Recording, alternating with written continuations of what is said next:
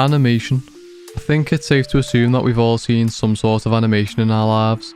From classical hand-drawn animation to motion graphics, animation can come in many different forms. But what are the main forms of animation, and how do they differ from one another? Welcome to the series that intends to answer these questions so you too can understand the many forms of animation.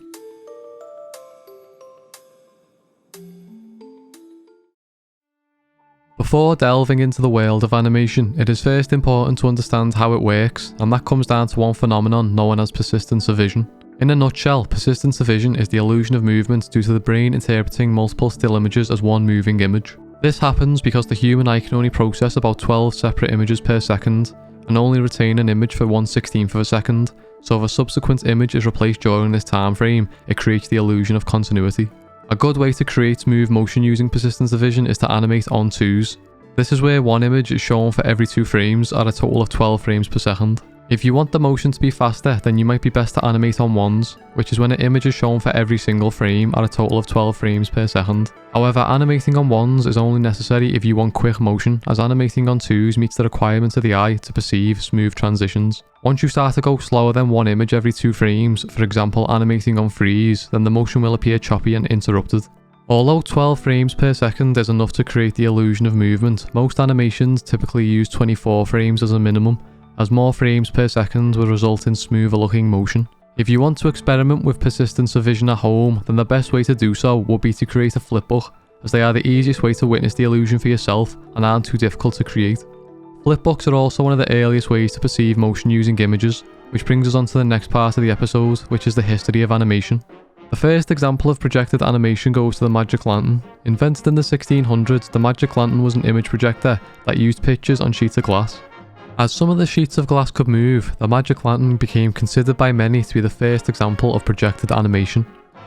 Next in the animation timeline is the thaumatrope, which was invented in 1825 and was a simple disc or card featuring a picture on each side attached to 2 pieces of string.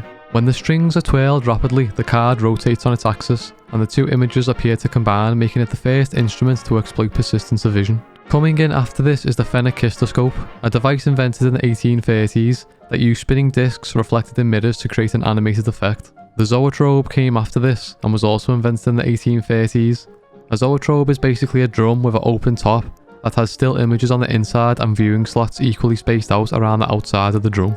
When the drum spins and you look through the viewing slots, it creates a strobe effect and the illusion of a moving image. After the zoetrope came the flipbook, also known as the kineograph, which means moving picture in Latin. The kineograph was the first form of animation to use a linear sequence of images rather than circular drums.